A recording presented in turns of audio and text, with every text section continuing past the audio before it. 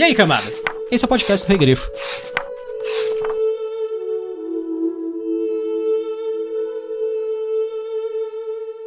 Por longas eras, os Valar habitaram em bem-aventurança à luz das árvores além das montanhas de Aman. Mas toda a Terra-média jazia num crepúsculo sob as estrelas.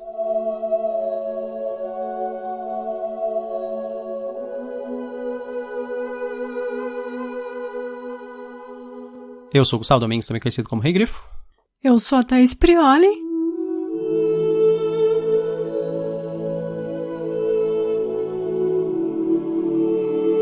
E hoje nós estamos no terceiro capítulo do Quenta Silmarillion, que não é o terceiro capítulo do Silmarillion. Infelizmente, ainda tem mais 24 só do Quenta Silmarillion. Ou felizmente. Depende do ponto de vista. O Quenta Silmarillion, ele é só um trecho, né? Só um livro dentro do Silmarillion, como se fosse a Bíblia, o livro dentro do livro. Não existem comparações o bastante com a Bíblia, né? Do Silmarillion. É sempre a melhor comparação. Thais, como que é, então, da vinda dos elfos e do cativeiro de Melkor, que é esse trecho? Bom, a melhor maneira de resumir seria quando Varda termina a criação das estrelas, os elfos acordam, e com isso os Valar decidem que chegou a hora de lutar contra Melkor. Essa é a parte, assim, que todos eles estavam esperando ansiosamente, os Valar, que era os elfos vão aparecer na história. Finalmente. Eu não tava esperando tão ansiosamente, porque eu já conhecia essa história, eu achava que é sem graça mesmo. Eu não ligo. Essa é a história das famílias dos elfos, mas tudo bem. Então já vou emendar, você ia perguntar, né, o que eu achei? Vou perguntar antes. Então, o que você achou da vinda dos elfos e do cativeiro de Melkor? Olha, tá menos repetitivo, pelo menos. Ah, sim, ele parou de descrever de novo os Valar. Ele percebeu que a gente sabe o que cada um faz. Através da repetição. Mas, ao mesmo tempo, eu continuo não gostando de quem ele quer que eu goste. Ou que eu acho que ele queira que eu goste. Sei. Igual o Manwë. Uhum. O cara procrastinador. Não, Manwë é o pior personagem, sempre eu achei. A gente pode falar depois, porque senão a gente vai entrar em detalhes. Mas assim, realmente... eu não sei, se eu fosse a Yavanna ali, eu já teria dado um golpe nele. Não é a Yavanna, É a Yavanna. Não é a Varda, que é a mulher do Sim, mas do Manwë. É ela que... você teria dado um golpe nele no sentido de suplantar ele. Exato. Ele não ia nem perceber. Ele então. tá sempre contemplativo no alto da montanha. Exato. Então, ele não faz nada. Eu acho impressionante o quanto o Manwë não faz. Eu acho isso bem complicado e eu espero ainda no decorrer desse livro entender o porquê que ele tá liderando os Valar. Eu não quero te decepcionar agora. O Manwë é aqueles caras desgraçados, assim, sabe que o cara que não faz nada, e aí no fim, quando as coisas dão certo, ele fala, tá vendo? Deu tudo certo. Quer dizer, como se ele estivesse não fazendo nada intencionalmente. Sabe? O que eu acho. Mas se tivesse dado merda, e aí ele assim, mas se a gente tivesse feito alguma coisa, talvez não funcionasse, sabe? A pessoa que ela sempre ganha, parece. Porque de qualquer maneira vai ser bom pra ela, né? Então, exatamente. Eu tenho essa impressão dele em geral. E o Manwë, além de tudo, ele fica se escondendo atrás de profecias. Pra não fazer nada. Desculpa. Não vou fazer nada não, porque tem uma profecia aqui que fala que os filhos de Ilúvatar só vão despertar na escuridão. Então, por isso, não vou fazer nada. Enquanto eles não despertarem. Quem faz as profecias? É o Mandos lá? O cara da Casa dos Mortos? Mas assim, eu continuo gostando da Yavanna, e do Aulë e do Ulmo. Sim, também são os meus personagens prediletos. Mas assim, o restante, pra mim, são totalmente apagáveis. Eu gosto do Oromê também, porque ele é um personagem bem ativo, assim. E pra mim, os elfos, até o momento, é tipo, olha só, eu sou uma top model. Sim. A descrição inicial deles, em geral, vai pra aí. Mas é assim, no geral, eu gosto do que essa parte quer dizer, principalmente quando ele fala da guerra dos Valar, mas isso fica bem em segundo plano, enquanto ele fica descrevendo minuciosamente a linhagem dos elfos. E isso é uma pena. E eu esqueci de falar do Melkor, né? Que é o cativeiro do Melkor esse, né? Sim. E, assim, enquanto o Manwë tá lá procrastinando, o Melkor tá lá fazendo um monte de coisa. Ele parece uma pessoa super ativa, né? Exato. É tipo assim, olha só, sou o coronavírus, tô aqui fazendo um monte de coisa. Sim. Não vou fazer nada. Então. É bem isso. Você tá falando que o Melkor é tipo o coronavírus, causando caos, e o Manwë é, tipo, o líder procrastinando, assim, não fazendo nada. Isso. Ah, faz sentido. Parece que eu conheço a história. Vamos pra parte com os spoilers? Vamos. Tá bom.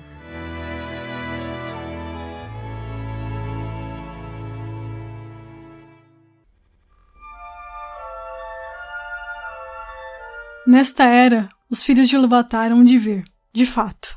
Além do mais, é da sina dos primogênitos que eles hajam de vir na escuridão e olhem primeiro para as estrelas. Grande luz será o sinal de seu desvanecer. Por Varda eles sempre hão de chamar em sua necessidade.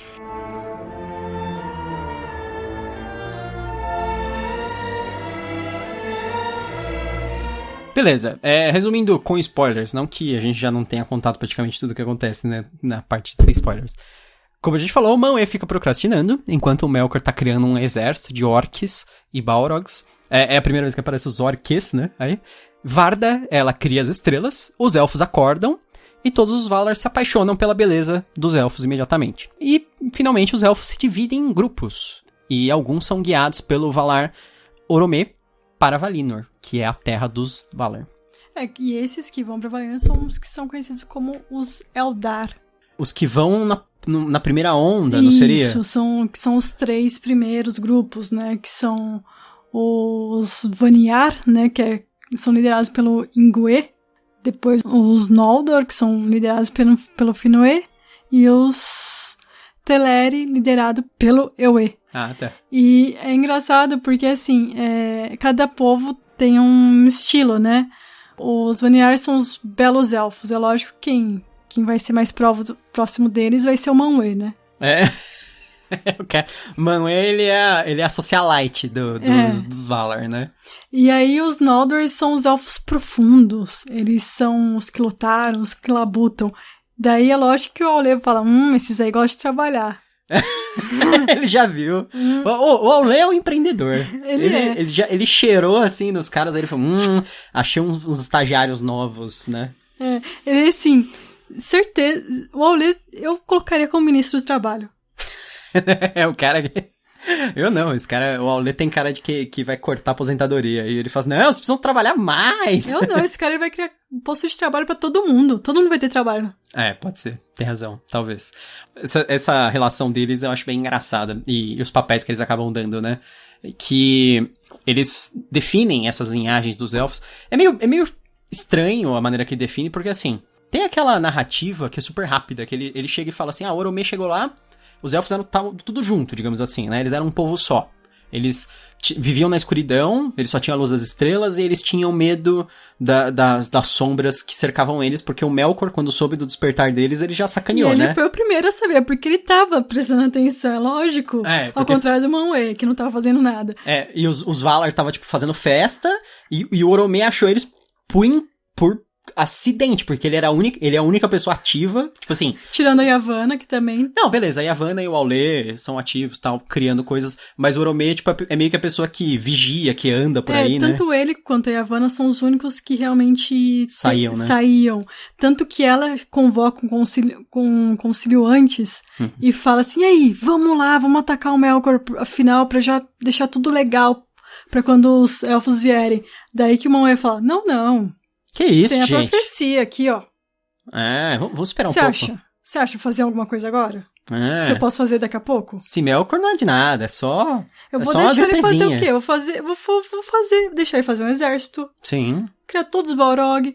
Vou deixar ele fazer tudo. Por quê? Porque vocês querem ganhar fácil? É isso? Então, vocês querem jogar no easy. Ele fala pro Valar. Eu gosto do quê? Eu gosto de jogo difícil. Ele fala get good aí pra Yavanna. Aqui comigo é só Bloodborne. Então. É por isso mesmo, get good.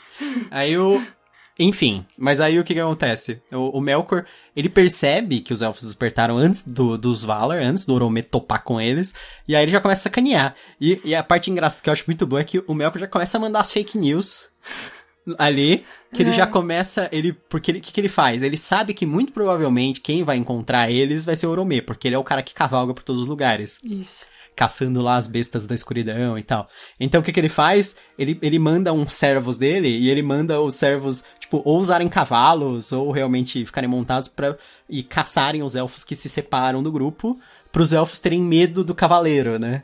Aí, tanto que quando o Oromê encontra os elfos por acidente sem querer, logo que ele chega, assim, os já se cagam. Fogem. Fogem, a maior parte foge. Aí alguns deles meio que ficam, assim, como se fosse enfrentar ele, aí eles veem, assim, que, pô, esse cara não parece exatamente quem a gente tem medo e tal, e vamos conversar com ele, aí, tipo, dá tudo certo. Aí eles começam... Aí o Oromê, não, vocês têm que vir comigo aqui, a gente tem um lugar ali. Ah, não, primeiro o Oromê volta pros Valar, conta, Isso.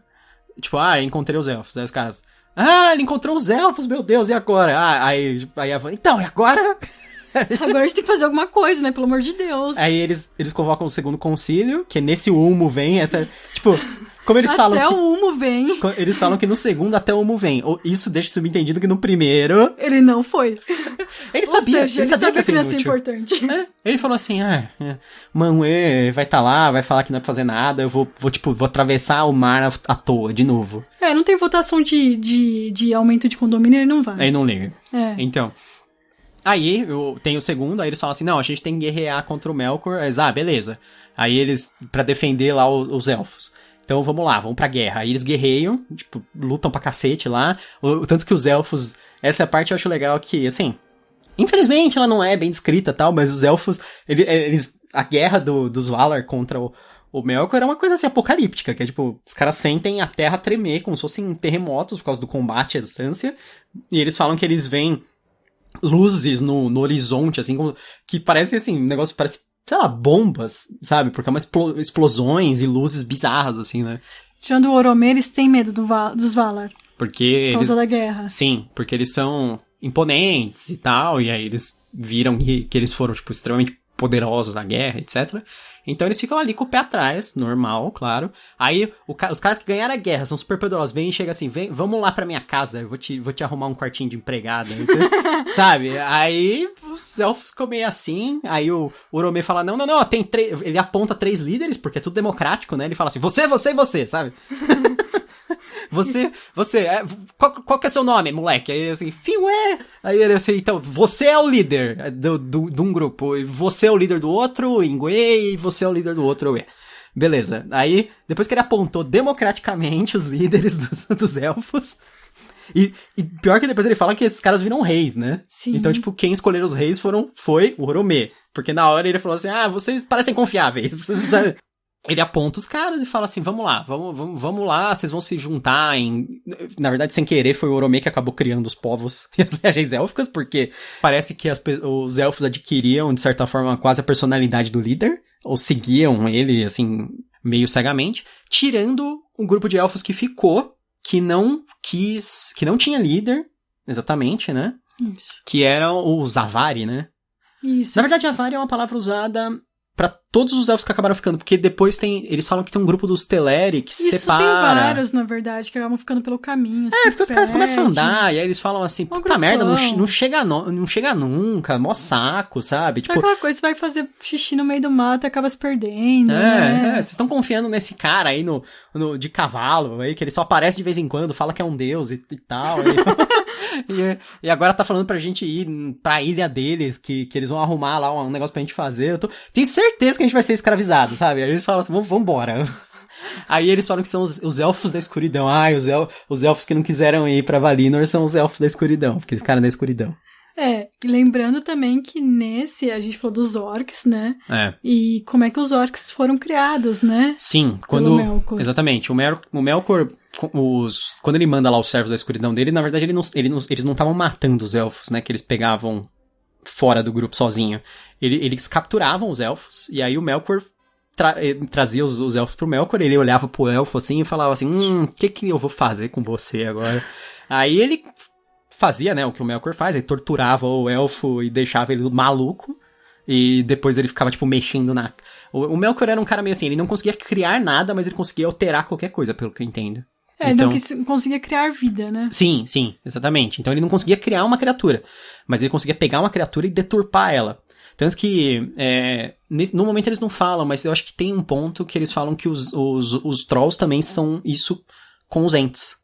Que basicamente é o que o Melkor pegando os Ents e transformando em Trolls, assim, sei lá. Eu acho estranho porque os Trolls não me parecem plantas, muito bem. Mas aí é isso, os Orcs, eles são elfos que foram torturados, deformados, até ficarem enlouquecidos, e aí ele criou uma linhagem daquelas criaturas. Não é assim que funciona, porque se os orcs fossem cruzar ia nascer um elfo normal, não um elfo torturado. Mas vamos fingir que né? Fantasia. Vamos acreditar. Vamos acreditar. Da mesma maneira que outra coisa que também que eu não gosto, que é bem assim, mito de criação e tal, que o Tolkien... Vai mudar a genética, né, do... Ele fala assim, ó, no princípio os filhos mais velhos de Ilúvatar eram mais fortes e maiores do que se tornaram desde então. Pô... Aí, tipo, depois ele fala, mas não mais belos, tal, embora a beleza dos Quendi nos dias de sua juventude, tal. Mas o mais importante é mais fortes e maiores. Por que a primeira linhagem era mais forte e maior? Mas isso me lembra uma coisa da Bíblia, não sei se você lembra, em Gênesis tem alguma coisa do tipo que os humanos viviam bem mais. Você acha? Coisa bizarra isso. Isso, assim, é contrário a tudo que ocorre hoje em dia. Tipo, cada geração acaba sendo mais forte e maior e vivendo mais do que a geração anterior. Só lógico. Eles mal comiam, mal faziam qualquer coisa, não tinha... Vivia no mato, andava não tinha higiene nenhuma. Tipo... Realmente, eles viviam 800 anos. Lagoa Azul, né, ali. Comia coco, depois almoçava coco, depois jantava coco. Pelo menos era coco, né? Não era cocô. Mas beleza. Andava enrolado nas folhas. Vamos fingir que eles criaram coisas logo de cara, porque eles inventaram línguas, né? Então, o negócio que eu ia falar é que, assim, a gente sabe que a metalinguagem aqui é num sentido épico, meio bíblico. Então, na verdade, a gente tá falando de milhares de anos se passando entre cada ocorrência, né? São eras. Apesar que é estranho, porque, assim, eu não sei se a percepção de tempo pros deuses, pros Valar, né? Em geral, é diferente, porque esse negócio assim, o Oromê, ele vai e volta várias vezes entre os elfos, só que pode ser que demorasse muito tempo entre um e outro, ninguém sabe. Tipo, do ponto de vista dos elfos, pode ser que o cara demorasse assim, 100 anos, 200 anos, mas o Oromê, era uma viagem normal pra ele, cada vez que ele saía era ali dos 100 aninhos, 200 aninhos. Pelo menos dentro da viagem, começa e termina com o mesmo líder, né? Uhum. Mas assim... Mas os elfos são imortais, então... Verdade. Então... Bom. Mas o Melkor também, quando ele é aprisionado, eles falam que ele vai ficar 3 eras. Ele assim, nossa, mas dá pra dar um número matemático a eles? Não, 3 eras! Aí ele assim, não, mas um número tipo em anos, dias, assim. Aí a gente já deu um número, 3 eras, mas quanto dura cada era? Não importa. Porque eras, normalmente... Eu não sei, eu não lembro dentro do Senhor dos Anéis, mas em qualquer outra situação, eras são alteradas de acordo com grandes acontecimentos. Isso. Você vai ficar preso enquanto não ocorrer 3 grandes acontecimentos, sabe? Parece uma coisa arbitrária, doida, assim, sabe? E quem vai decidir o que é um grande acontecimento, exatamente. Né? O Manwë. Se for Manwë, não vai ter nada. Ele assim, não, isso não. Não. Tem alguma profecia? Então não é. Fica lá na má vontade. Vai ficar eternamente, então, Melkor. Sinto muito. O negócio que eu mais gosto o Ulmo sempre se prova pra mim o melhor Valar, no fim das contas, porque ele chega lá, quando eles falam o que eles vão fazer com os elfos, antes do Oromê pegar os elfos e trazer pra Valinor, eles falam, o que a gente vai fazer com os elfos? O Ulmo e acho que um grupo se junta a ele, mas ele é o primeiro a falar, porque assim, ele é um dos maiores, né? E aí ele fala assim, deixa os elfos viverem a vida deles, deixa eles lá, que eles estavam meio que na Terra-média, como se fosse, né? É que os Valar estão assim, eles são tão bonitos, a gente não pode deixar eles assim nesse lugar perigoso. Que o Manwë deixou ficar perigoso.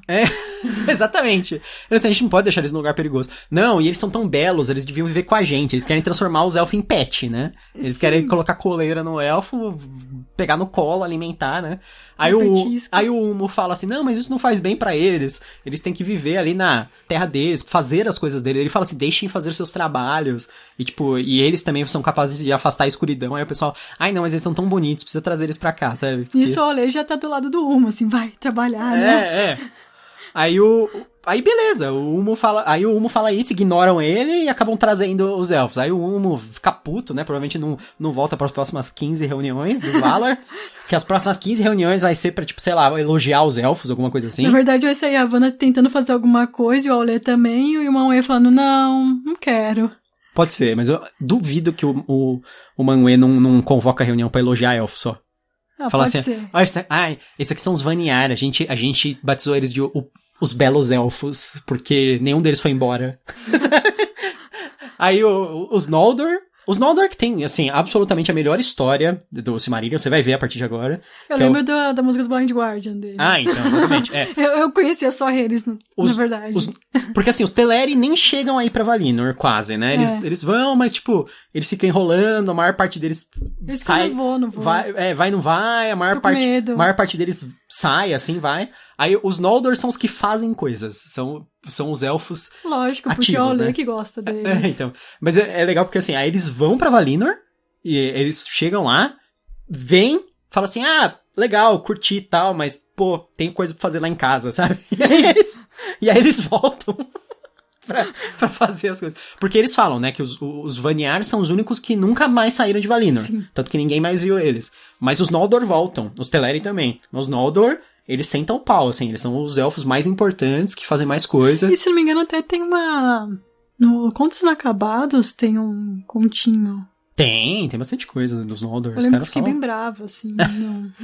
Não, os Noldor, eles são... Assim, em geral, eu sou meio assim, com os elfos. Porque pra mim, os elfos são sempre tratados como os Vanyar, na maior parte das histórias. Mas assim, os Noldor são legais, assim, no fim das contas. Eu gosto deles até. Só pra vocês saberem, os Contos Inacabados são realmente inacabados. Não dá pra falar que mentira pra você, né? Você Sim. comprou um livro chamado Contos Inacabados, né? Sim. Então... Não, eu só ficava brava quando chegava no fim. Então, exatamente. Mas enfim... aí, a gente tem, na verdade, a origem das linhagens dos elfos. Ele fala de uma série de outras linhagens, porque qualquer elfo que vai fazer xixi e se perde, vira uma linhagem nova. O cara volta, assim, anos depois e fala, galera, vocês me largaram ali enquanto não sei o quê. Você é rei agora. Aí os caras assim, esse aqui é o Enwë, não sei o quê, da linhagem dos os que foram mijar e nunca voltaram. E aí, tipo, meu Deus, outra linhagem, sabe? Tipo... Aí, beleza, ele fala um monte de linhagem inútil, ninguém liga. As linhagens importantes são os Noldor e os Teleri. Esses são os que... Tanto que, se não me engano, eles que acabam tendo as línguas élficas da Terra-média, que são 2 élficos principais, né? Que é o Quenya e não sei o quê. Eu acho que vem dos 2, eu não tenho certeza. A gente vai descobrir ainda no Silmarillion. Mas eles pautam muito da história dos elfos. Porque os elfos não têm uma cultura única, né? Isso que é legal. Aí, tipo, a gente vai acabar descobrindo que os elfos têm uma separação cultural que origina desde aí. Mas quem originou? O Oromê, arbitrariamente. Ele escolheu, assim, quem iam ser os líderes de cada... E aí, mas separou por enquanto, pra mim, eles são só top models. Por enquanto eles só são bonitos e andam de um lado pro outro. E aquela top model de passarela, só que só vê e pronto. Fica desfilando. É tipo isso. Mas beleza, vamos ver o que acontece daqui pra frente. O Melkor tá preso. Será que vai dar certo eles deixarem o Melkor junto com os elfos ali? Porque ele não tá preso na masmorra. Daqui a pouco eles começam a deixar ele dar uma saidinha, almoçar junto, sabe? Aí sabe como é que é, né? Começa a conversar ali, jogar um charme. Já era. Sim. Porque o Melkor, ele acaba sendo um personagem legal porque ele movimenta a história. Porque se não existisse o Melkor, não ia acontecer nada. Ia ser, tipo, os caras sentados fazendo nada, o Manwë sentado na montanha fazendo nada. Talvez o Aulê e a Yavanna trabalhando essas coisas, mas fora isso, o resto deles não ia ter... E o Oromê cavalgando só. Eu nem sei se teria o Oromê e o Tulkas, porque eu acho que eles aparecem por causa do Melkor. Eles vêm do paraíso lá depois. O único outro Valar que movimenta a história é o Aulê, e que teve a história dos anões, né? Que ele ficou ansioso, ele falou, porra, não chega nunca esses caras, vou fazer os meus próprios, sabe? Não chega nunca meus estagiários, prometeram um estagiário pra mim, prometeram alguém pra trabalhar, pra assumir, eu tenho que ficar lavando prato sozinho, sabe? Aí ele fez os próprios. Sim. Nessa época onde estavam os anões, ninguém sabe, né? Não, eles ficaram em suspensão, eles não podiam chegar antes dos elfos. Sim. Aí, tipo, eles ficaram trabalhando lá. Eles estão na geladeira. Eu considero que eles estão no congelador. Aí, tipo, no dia depois que os elfos chegarem e tal, eles vão poder tirar os anões e deixar descongelar. Na pia, assim, de um dia pro outro, aí eles vão poder trabalhar.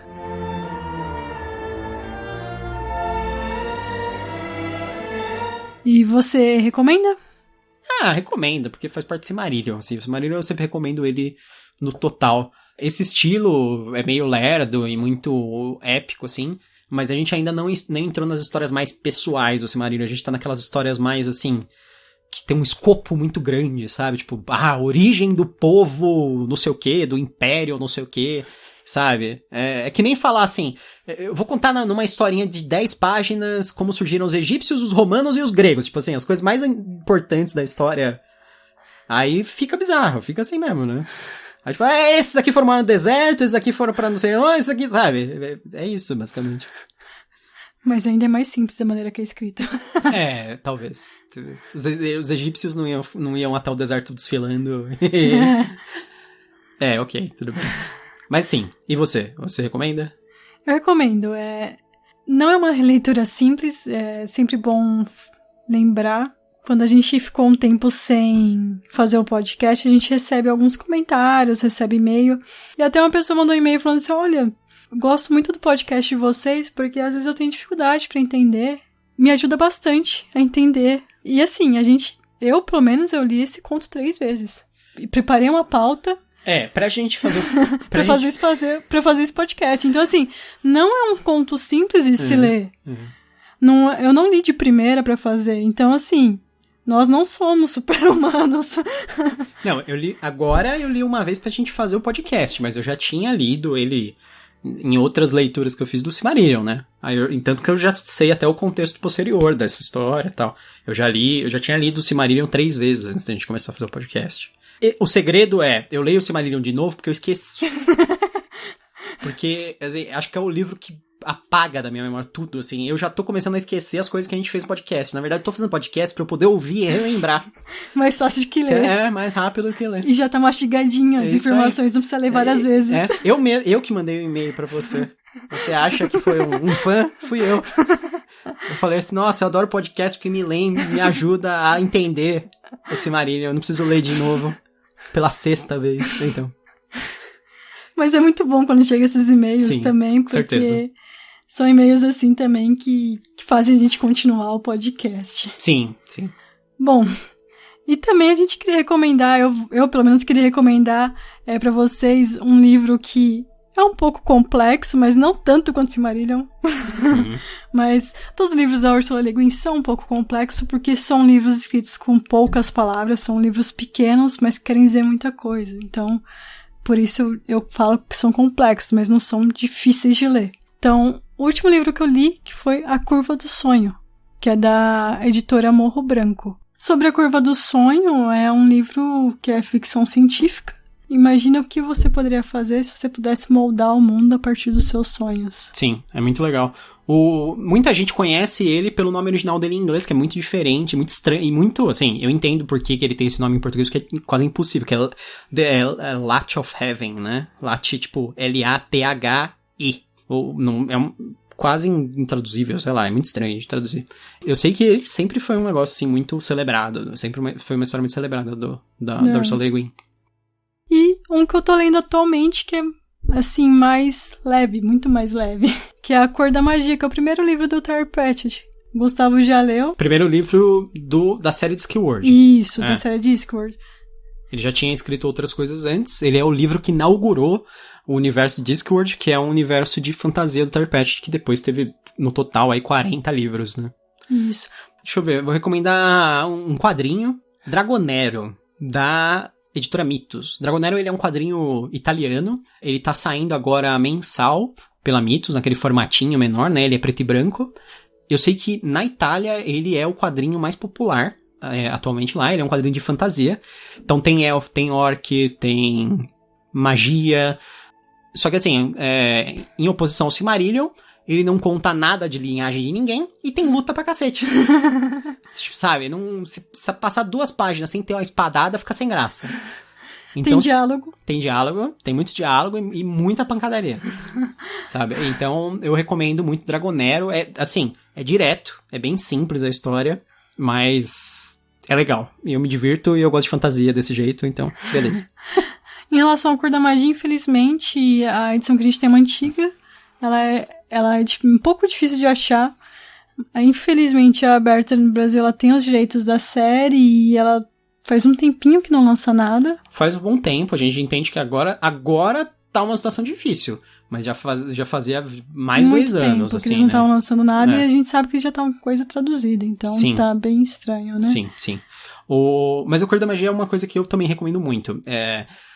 Discworld é um universo que você não precisa ler necessariamente na ordem, você não precisa ler A Cor da Magia como o primeiro livro, por ele ser o número 1. Porque a história da maior parte dos livros é independente. Às vezes você começa, por exemplo, o Guarda das Guardas é a primeira história da guarda, e ele é, assim, o 5º livro, e você pode começar por ele, tranquilo. E assim como vários outros livros do Terry Pratchett. A Cor da Magia, inclusive, ele tem um tom bem diferente do restante dos livros, ele é mais referencial, ele é mais feito pra parodiar outras fantasias, assim, principalmente tirar o sarro, assim, de personagens famosos, como Conan, Fafner Grey, Mauser, e diversas coisas do tipo. Tem bastante Tolkien também, até, mas... Foi até por isso que... Exatamente. Mas, aí, por isso eu já vi muita gente falar assim, não lê ele, lê os outros, talvez depois leia ele e tal. Mas, eu gostei. Eu gostei pra caramba dele, eu tava esperando também não gostar tanto, e até agora o que eu li eu tenho gostado. Não, ele é muito bom. É que ele é um livro que ele se prende muito bem por causa do protagonista, né? O protagonista é um personagem muito bom, assim, muito fácil de gostar, na minha opinião, assim. Mas tudo bem, daqui a pouco a gente faz um podcast desse. Isso, quem sabe? Então, beleza. O nosso próximo podcast vai ser sobre o quê? Aranha, a artista... pelo jeito. Da Nined, não sei se fala assim, Okorafor. Esse Aranha Artista é um conto, e ele faz parte do Projeto Cápsula, da editora Morro Branco. O Projeto Cápsula é uma liberação de contos gratuitos de autores da editora.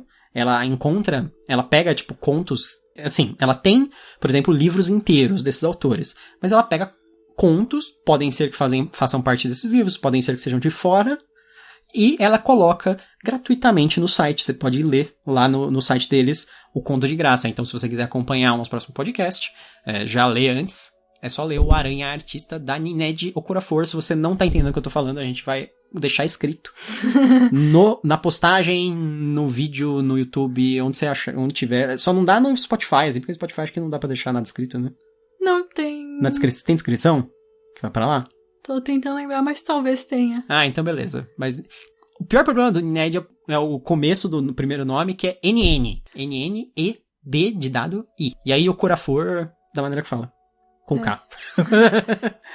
Então, se vocês quiserem participar, você já sabe do que é o conto? Não faço a mínima ideia. Você escolheu assim, aleatoriamente? Aleatoriamente. Tá. Porque é assim que é legal. Ok. Então é isso. Eu já li... Outra história dela, né? Eu já li a Quem Teme a Morte dela. E gostou? Gostei bastante. Bom, então beleza. Espero que vocês tenham gostado desse episódio. Até a próxima. Até mais.